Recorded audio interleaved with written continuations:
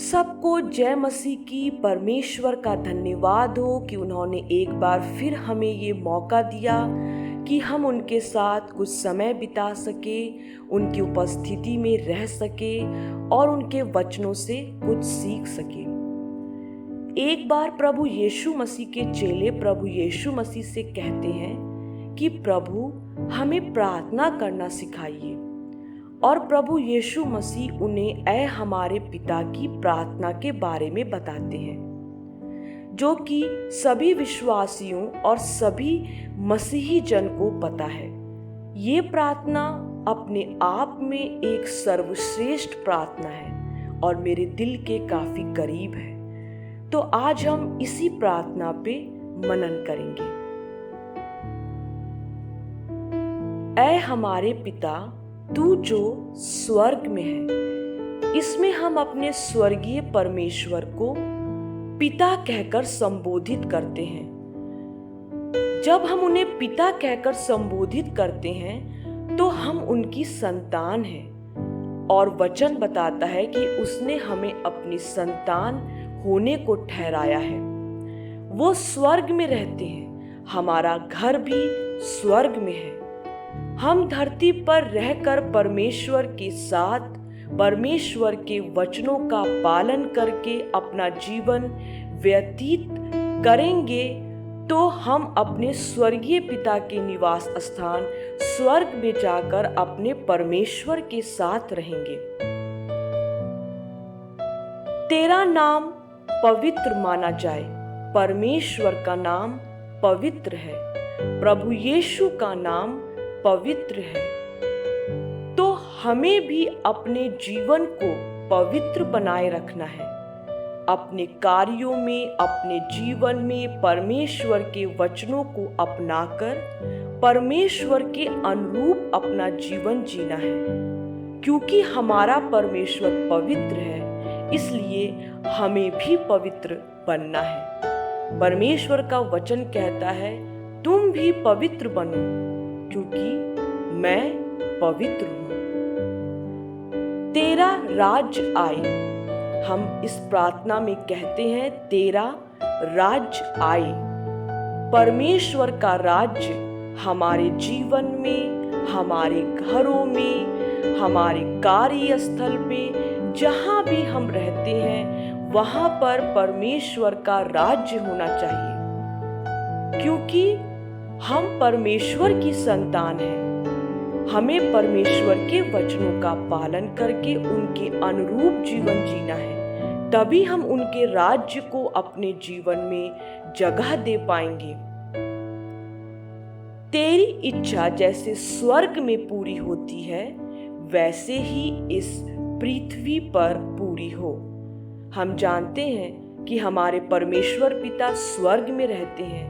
स्वर्ग में उनके साथ स्वर्गदूत रहते हैं। स्वर्गदूत उनकी आज्ञाओं का, उनकी इच्छाओं का पालन करते हैं। वैसी ही हमें भी अपने परमेश्वर की इच्छाओं का पालन करना है, उनकी आज्ञाओं का पालन करना है। इस पृथ्वी पर रहते हुए अपने जीवन में, अपने परिवार में परमेश्वर की इच्छाओं को पहला स्थान देकर हमें उनकी इच्छाओं का, हमें उनकी आज्ञाओं का पालन करना चाहिए। हमारे दिन भर की रोटी आज हमें दे। हमें ये चिंता करने की जरूरत नहीं कि हम क्या करें। हम बहुत हताश हैं, हम बहुत दुखी हैं, क्योंकि हम परमेश्वर से विनती करते हैं कि प्रभु हमारे दिन भर की रोटी आज हमें दे। ये रोटी आत्मिक है। ये रोटी केवल हमारी भूख नहीं मिटाती, ये रोटी हमें आत्मिक शांति देती है, हमें मानसिक शांति देती है। तो हमें इस कथन पर विश्वास करना है कि हमने परमेश्वर से ये मांगा है कि हमारे दिन भर की रोटी आज हमें दे, तो परमेश्वर आज हमें बेहतर से बेहतर देगा।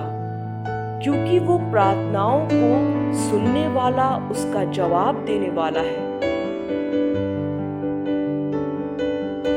जिस प्रकार हमने अपने अपराधियों को क्षमा किया, वैसे तू भी हमारे अपराधों को क्षमा कर।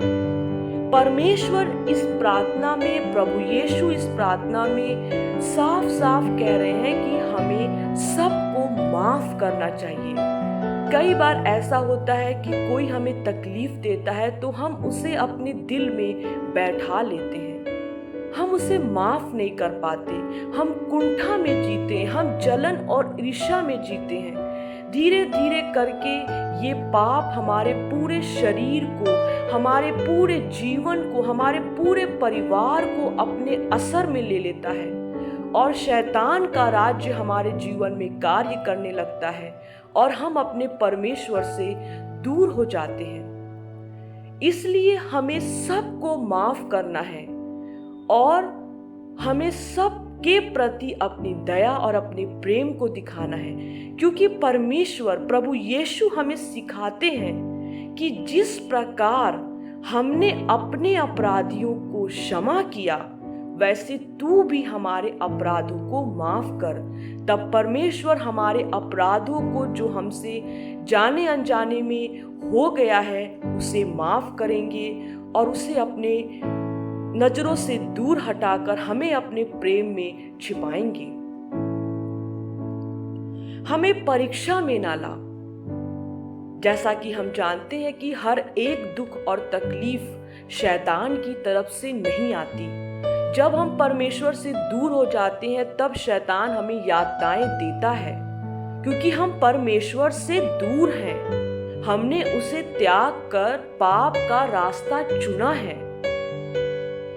पर कभी कभी परमेश्वर स्वयं हमारी परीक्षा लेना चाहते हैं। जैसे कि अय्यूब की अगर हम पुस्तक उठाएं तो उसमें हम बहुत स्पष्ट इस बात को पढ़ते हैं कि शैतान स्वर्गदूत का स्वांग रचकर परमेश्वर के नजदीक जाता है और अय्यूब से परीक्षा लेने की मांग करता है और परमेश्वर उसे इजाजत देते हैं। कई बार परमेश्वर इजाजत देते हैं ये जांचने के लिए कि जो मुझे पिता कहकर संबोधित कर रहा है, जो मेरी संतान है, क्या वास्तविकता में वो कठिन परिस्थिति में भी मुझ पर आस रखेगा।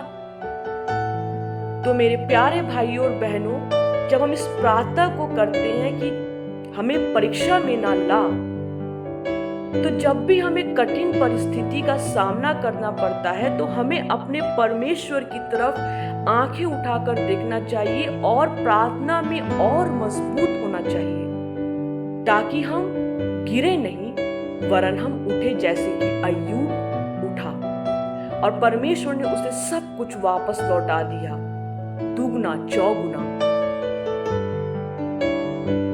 बल्कि बुराई से बचा। हमें हर एक प्रकार की बुराई से बचने के लिए हम प्रतिदिन परमेश्वर से प्रार्थना करते हैं। जब हम परमेश्वर को अपने जीवन में अपनाते हैं, पवित्र आत्मा का वरदान जब हमें मिलता है, तो परमेश्वर हमें हर एक प्रकार की बुराई से बचने की समझ हमें देते हैं। क्योंकि राज, पराक्रम और महिमा सदा तेरे हैं।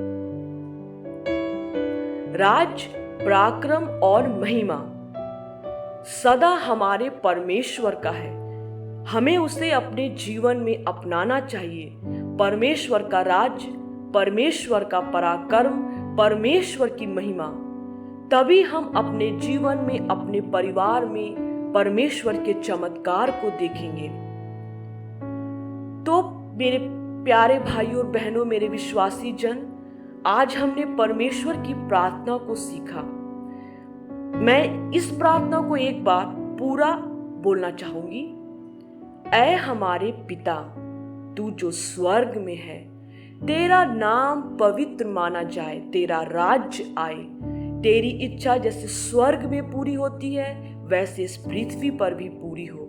हमारे दिन भर की रोटी आज हमें दे। जिस प्रकार हमने अपने अपराधियों को क्षमा किया, तू हमारे अपराधों को क्षमा कर। हमें परीक्षा में न ला बल्कि बुराई से बचा, क्योंकि राज, पराक्रम और महिमा सदा तेरे हैं। आमीन। परमेश्वर आज के इस प्रार्थना के द्वारा आप सभी को आनंद और आशीषों से भरे होने दीजिए कि ये प्रार्थना जब हम बोले तो इसका एक एक कथन हम अपने जीवन में अपनाएं, अपने परिवार में अपनाएं और परमेश्वर के चमत्कार और चिन्ह को देखें। मिलते हैं अगले वीडियो में एक नए वचन के साथ, एक नई उपस्थिति के साथ, प्रभु यीशु के साथ। सबको जय मसीह की। आमीन।